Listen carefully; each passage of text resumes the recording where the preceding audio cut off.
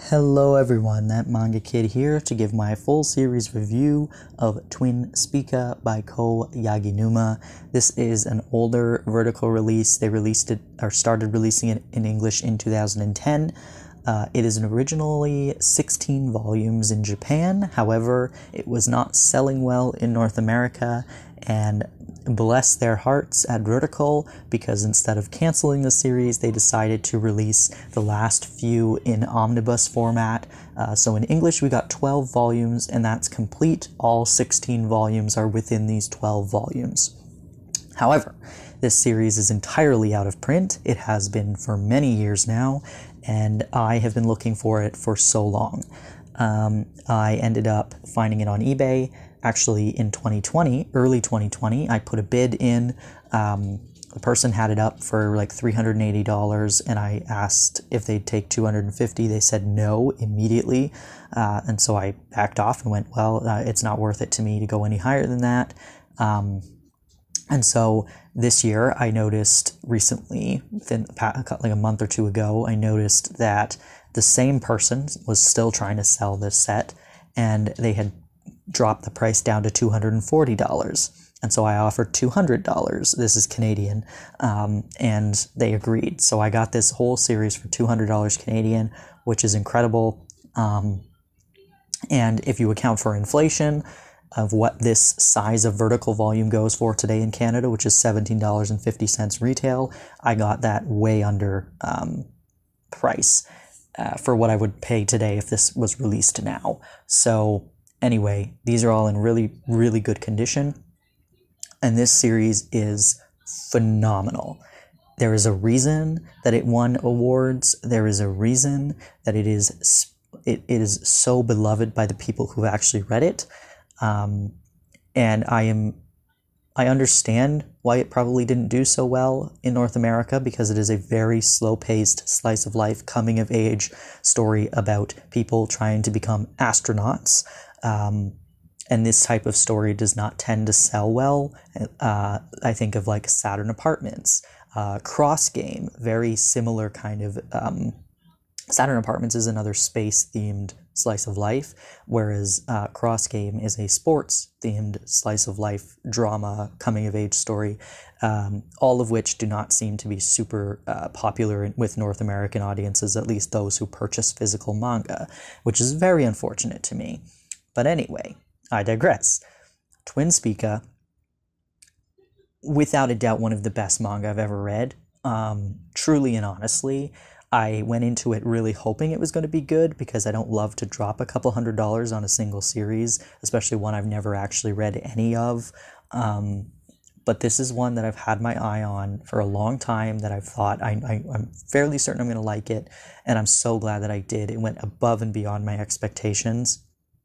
Our main character is Asumi, and she is newly in high school. She's from a very small town, Uegahama. She's applied for a Tokyo space school, which is a brand new program. Her year is the first year it's running, and it's training. It's a 3-year high school course to train students to become astronauts. The school itself has other space-related departments. However, her specific program that she's in is specifically to become an astronaut. And it's her dream. She has always wanted to go to space. And so, being among classmates who also their dream is to go to space, she just is so excited. She's tiny, like she's 4'6" or something, I think, if I'm remembering correctly. 4'4", I don't remember, but she's very small in comparison to all of her other classmates. She looks like a child, even though she's like 15, 16 years old at the start. And so, people are condescending and very skeptical about whether or not she could actually be an astronaut. But anyway, so she meets a group of friends. One of them is her friend Fujiya, who is, he's her childhood friend. They've grown up together. Yeah, there he is there. Fujiya is her childhood friend. He goes to the same program in school as her now, so they both come from Uegahama. And Fujiya is somebody that you are, you can reasonably expect that he likes Asumi, and that's why he's followed her. But he's the one with kind of the most ambiguous intentions because everybody else is obsessed with space and he just doesn't seem to be. So you're wondering why he's entered this very specialized space program if he doesn't seem to be super interested. We also have Suzuki down here, who is the son of a politician, and he is pretty mysterious. His defining feature is that he has shaved off his eyebrows, and he's pretty gorgeous, so a lot of girls like him, but he kind of groups in with our main five here. We've got Mariko, sorry, Marika? I'm going to say Marika. I apologize if it's actually Mariko. I just looked at all their names to make sure I got them right, and I've already forgotten. But she is another kind of mysterious person who has kind of a secretive past that unfolds throughout the story. And then we've got Kay, who is super hyper, not really good at studying, not really good at the physical attributes of anything, but she dreams of going to space. And so she's one that, you know, from the beginning, you're kind of like, she's going to drop out, she's going to quit. I don't know that she can handle this, and she doesn't think she can handle it, but she gets swept up in Asumi's enthusiasm, and she's kind of like the cheerleader, go-getter, like, yeah, let's do it, but she like doesn't actually have as much of the passion for it, though of course that grows throughout the series. So we follow these five friends and their various passions for and dream of going to space, and we follow them throughout their entire high school 3 years over the course of this story, and we watch them, you know, go through very super like physical trials and tribulations because they are being trained to be astronauts. So the school is putting them through the ringer. And it's also a trial. This is the first time that this program has happened. So the teachers are also trying to figure out what to do with these students as much as the students are trying to learn how to become astronauts. And so that's the main crux of the story. However, the backdrop is that also this is set in 2024. It was written in the early 2000s, like 2004, I believe. So it was set at the time that Ko Yaginuma was writing it. It was set 20 years in the future. In a fictionalized version of Japan where there was a space shuttle launch that failed. The shuttle was called the Lion, and it crashed and everybody died on board, and also since it was being launched near Yuigahama, the town was destroyed as well partially, and lots of their civilians died on that launch day. And so Japan is in this state of like being nervous about space travel, but they were trying to compete with the other countries who had already sent humans to space. And so the backdrop of the story is that Japan wants to send their first, man-piloted rocket to space. And they have yet to do that because the Lion crashed around the time that Asumi was born. And so all of our characters have been affected by this crash in different ways, and we see how it shaped their character today as teenagers now. And we see how it shaped the country, and we see how it shaped the perception of space travel and the money being put towards space development and travel. We also have Asumi's kind of imaginary friend / ghost that she's followed around or been followed around by since she was a young kid, like a toddler. And so there is a lot of sadness in this story. This story is about hope, but it's also about grief and loss and resilience. And honestly, like, series have made me cry before. A few, not very many, but there are a few series that have made me cry before. This one didn't make me bawl, but I, at least 6 or 7 times throughout this story, teared up to the point where I had to wipe my eyes so I could actually read through my tears. I wasn't bawling. I wasn't like crying crying, but I teared up many times throughout this series, and I got goosebumps many times because it just is so lovely. I think that this story is so beautifully told, and it has such an emotional impact without being like drama for the sake of drama. It's just we follow 3 years of these people's lives, but we also see the past. You know, we get a lot of flashbacks. We get a lot of the character building of these 5, but also the side characters, some of their parents, some of their teachers, and obviously her kind of buddy here, the lion, the ghost, and learning about him and his past and how he died and why he sticks around Asumi. And it really is heartbreaking, while at the same time being one of the most hopeful things that I've read. And I think that this is something that, you know, if you're feeling down or confused about your future or whatever, I think this is such a beautiful thing to read because, you know, Asumi and a lot of, well, Asumi in particular, I'm going to say, knew exactly what she wanted to be since she was a toddler. She wants to be a space pilot, as she called it as a kid, an astronaut, or spaceship driver, I think that she would say. And not everybody can relate to that. I for sure can't relate to that. I've never known what I wanted to do when I grew up, kind of thing. But, you know, watching somebody who knows exactly what they want, but has to work so hard, unbelievably hard to get there, is really inspiring. And seeing her inspire the people around her to also follow their dreams and to listen to their own hearts and their own souls and really figure out, you know, what it is they want to do and how they want to feel, right? Because it's, you know, you can have a plan, but at the end of the day, this story really talks about friendship and surrounding yourself with people who believe in you and people who are passionate and people who are kind and caring. And, you know, this is a very good chosen family sort of story, because, you know, a lot of these kids, for various reasons, either aren't really in contact with their families or don't have families anymore, or, you know, whatever the reasons are.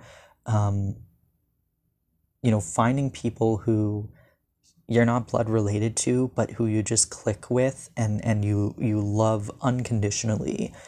It is stunningly beautiful. Like I said, this is one of the best manga I've ever read. It reminded me of Cross Game by Mitsuru Adachi. That was another one I had never read, but I had been intrigued by, and when I bought the whole series, I just was so taken with it. Like I couldn't put it down, but I also, it's such a slow pace that you just want to relax and read it, but it's also heartbreaking. But life can be heartbreaking, and I think that that's the beauty in these types of series, is that, you know, when tragedy strikes, how do you come back from it? How do you move forward? And how do you honor those who don't make it? And I think that this story does a really beautiful job of showing how resilient these young people are and how they understand that they carry the weight of the people who didn't make it, and that they're part of something larger, and that they're doing this, yes, because they want to follow their own dreams, but they also want to honor the people who didn't get to. And I think that it was just so touching. And the art is very charming. Obviously, like, the covers are really cute and beautiful. But the space kind of scenes, I mean, the first volume is a little bit different now that I'm looking at it. Obviously, they kind of get into their stride as the series goes on. I don't really want to spoil anything. Maybe I'll take something from volume 3 just to show you a little bit. Like there's a lot of nature stuff. They end up kind of in forested areas often. And it's, yeah, like it's just really cute kind of character designs, and maybe that's off-putting to some people, but I think that it just kind of works for this series. Yeah, it's the romance aspect as well. Obviously, it's not the main part of the story, but there is love that happens here. Not necessarily relationships, but more so just like as you grow up, you will probably have a crush or fall in love with somebody, and it's those again, dealing with loss and dealing with those feelings, and I think it's just so beautifully done, because yeah, it's a high school thing, and you could be like, oh, okay, we're going to do all the romance tropes, but it really doesn't. It touches on young love. It also touches on, losing a loved one. And in various aspects, multiple age ranges and things. And it's, talks about growing apart from the people that you once loved. And it's just incredible. Honestly and truly, I am so glad that I finally got my hands on this. And it lives up to every good thing I've ever heard about it. And I really, like I said, I understand why it didn't sell well. People tend to go for more fast-paced action stuff. But honestly, this is so beautiful. And I think that if you're looking for a character-driven story with really, interesting art and a different kind of setting than you're used to, because it's high school, but it's a space astronaut program, and it's very different from regular high school. It is funny and charming and witty and beautiful and sad and heartbreaking all at the same time. And yeah, I've already been talking forever about this now. If you can't already tell, I suggest you pick it up if you can find it. It is available digitally. So if you do read digital manga and you're willing to pay for digital manga in that way, rather than trying to find it physically, then I suggest you buy it digitally if you just want to read it.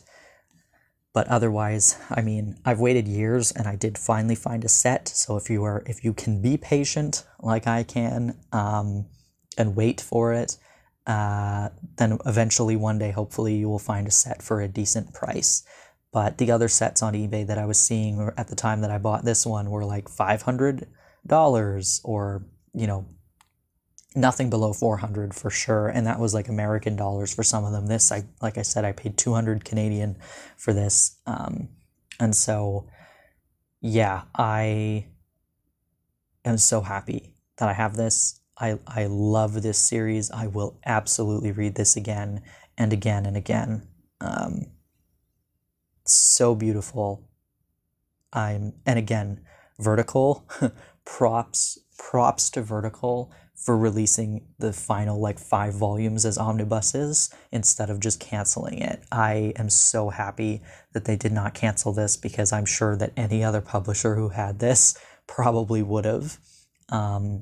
If it wasn't selling, I think that they would have just cut their losses and canceled it. But I am so grateful that Vertical did not do that. Anyway, thank you for watching. If you've read this, I would love to hear your thoughts on it. If you've read it and you've also read something else similar that you'd like to recommend, please do. I love slice of life coming of age stories. So if you have any in mind, leave them in the comments. I'd love to hear your thoughts on what I should try and hunt down next. Anyway, thanks for watching.